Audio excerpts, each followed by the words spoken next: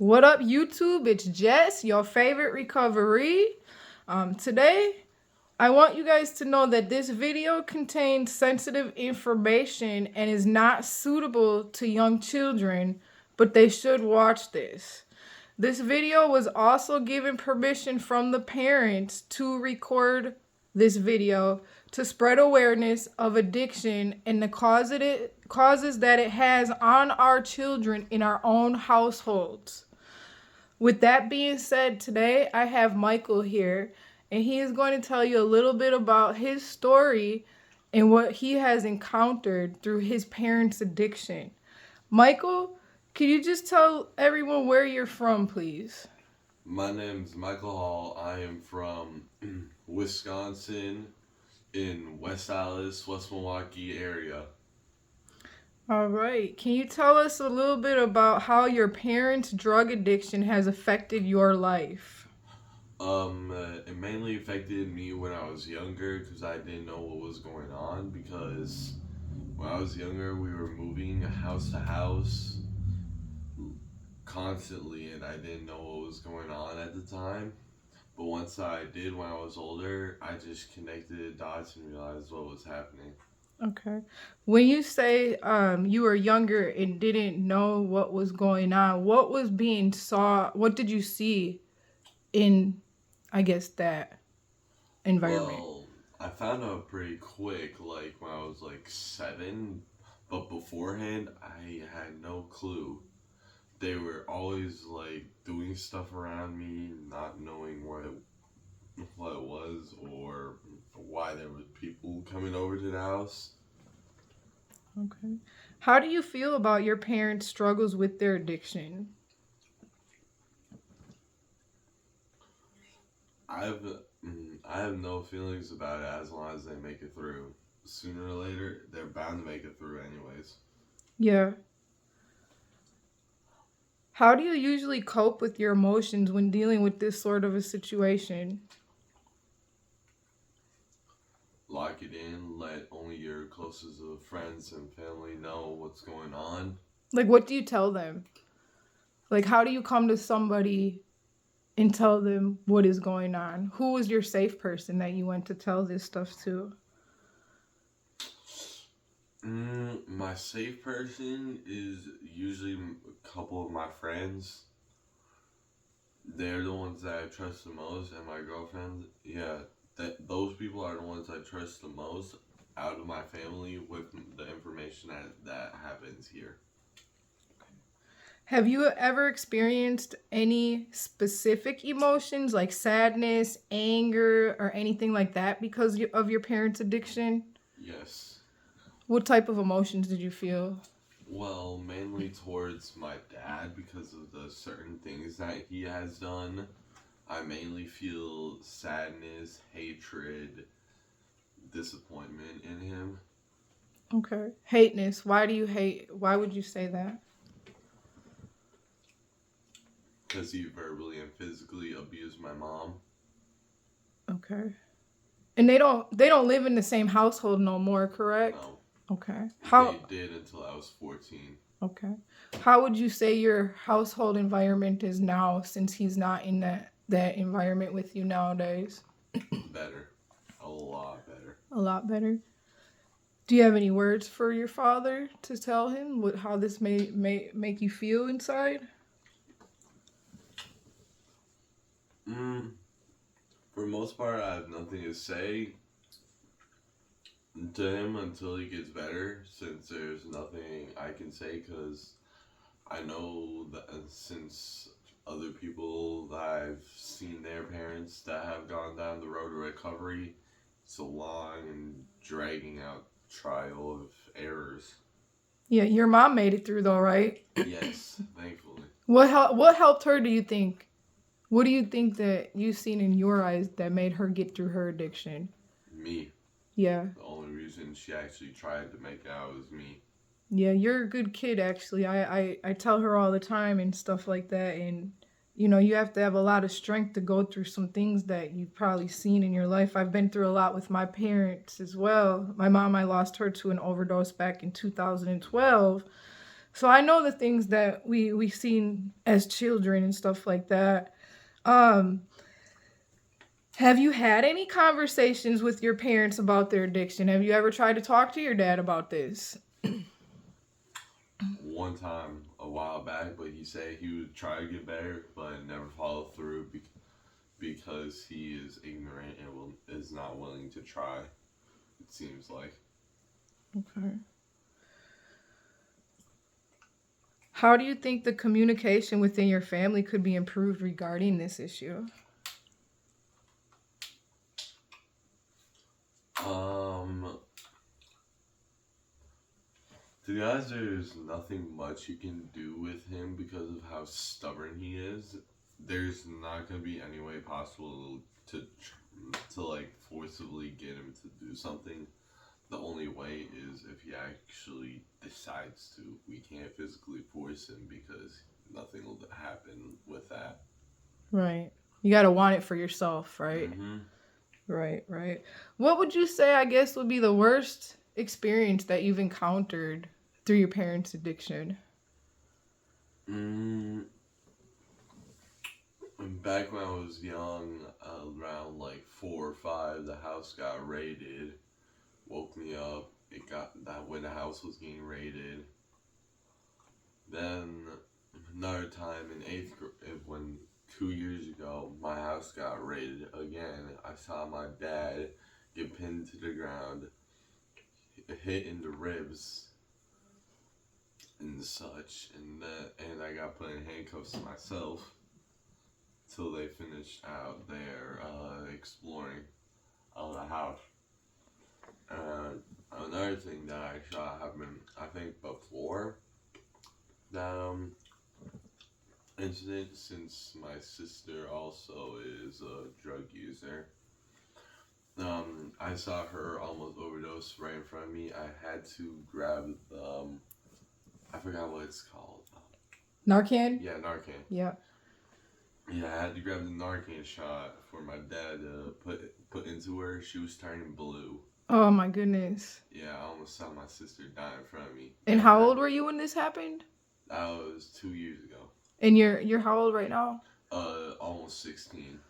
Wow, that had to have been very traumatic for you. What did you feel when you seen that? Like, what was going through your mind when you seen your sister turning blue? Disappointment. Like, were you scared she was gonna die? Like, you had all those thoughts going through your head? Like, oh my goodness. Yes, I was scared that she was gonna die, and I had complete disappointment in her because she had such a good life beforehand. Then she turned to drugs, and everything went downhill. So let me ask you this, Michael. Pretty much your whole family is addicted to drugs. You're in school right now. Why have you, have you had somebody offer you drugs? No, If somebody was to offer you drugs, what would you say and why would you say it? I'd say no. I don't want the same results to happen to me. Okay, perfect. That's great, man. What would you say your hopes for the future for both you, yourself, and your family in relation to this issue be? I hope everyone can actually survive this trial. You and me both, Michael. You and me both. What are your goals and aspirations you have despite the challenges that you're facing right now? My goal, overall, Yep, like your life goal. What would you want out of life? Even though you're facing these challenges with your family being addicted to drugs. finally becoming more successful than most in my family. Actually make it to college all the way through. Becoming the only one of the three of me and my sister and my brother to go to college. Them are some awesome freaking goals, Michael. What else? That's freaking amazing. What are some healthy ways you found to cope with the stress or uncertainty that's caused by your family's addiction? Sports. And you lift weights and stuff too? Yep. Yeah, man. Keep that up, dude. Keep it up. Um, now, have you ever been curious about or encountered drugs at your high school? Well, funny story. Let's hear it. Today I was taking a crap and the boys just hotboxed the hell out of the bathroom. So when they do that, does somebody like come in there to stop them, like security guards or anything like Nah, that? the security guard was probably on a different floor. We don't got cameras in our bathroom. Oh my goodness. Do they have anything in your school to teach kids about drugs? Because right now, this is why I'm really mainly doing this interview. One out of Yeah, eight. there's nothing. There's nothing in our school That's to teach about sad. drugs. Because we used to have DARE when I was growing up, and I don't think that really helped Yeah, anybody. the last class that time we had anything about drug related was fifth grade, the Think program. Yeah, unfortunately, those programs are. You're not the first They're person. hot ass. Yeah, and you're not the first person that said that they're not doing anything in schools right now. So how do you guys really know the effects unless you see it going around in your household? Yeah. Do you know anybody in your school or your social circle, like your friends, that use drugs? Not like nothing like big drugs. Like the only thing ever is weed. Weed, okay. Like, but that one, to be honest, that one should be legal here, anyways, because it's all around the damn area. I can't comment on that just yet, but a lot of people probably agree to that. What do you? Okay, so you said that none of your social circle of your friends use drugs. So what about other Other than kids?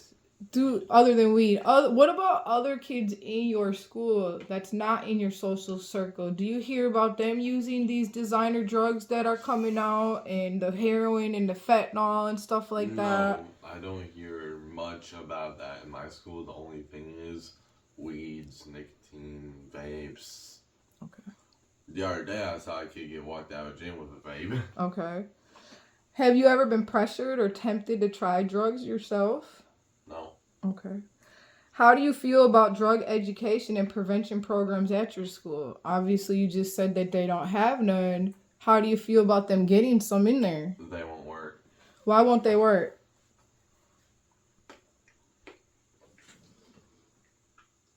Kids at my damn school are dumbasses and it'll just be rude as hell to the teacher and make them want to quit. Yeah. Besides that, though, like if somebody came into school, perhaps like myself, and showed the harsh reality of people losing their arms because of shooting up dope, and you know, people losing their families and overdosing and things like that, wouldn't that be something that kids would probably want to take an interest in since it's more prevalent nowadays? Yeah, because if it's like the hard fact, actual like full on knowledge and results, like someone who dealt like a trauma case like a case like that had like stuff happen to them and their family, Yeah. that would be the most likely way out to actually get good programming. Right. So, Michael, what would you tell the young people out here that are doing drugs nowadays? What would you tell them?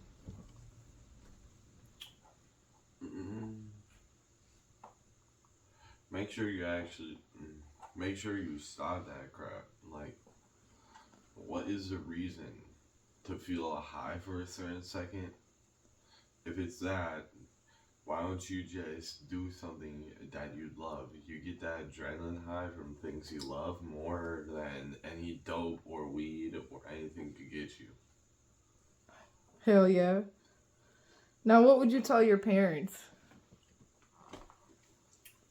But don't die on me. Don't die. I think your mom's doing a pretty damn good job, though, Hell man. yeah. I really love your mom. She gave me this opportunity to have me come into your household, and you know, she's a great woman from everything that I see, and I really love her. Michael, what if you could have one wish out of everything that you could ever imagine? One wish, what would it be?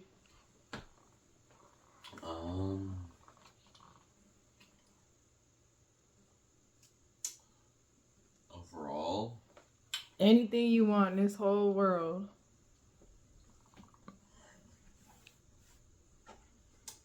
That's hard. Mm, if I had one wish, it would be like making the future better without any sort of like fentanyl or addictive drugs.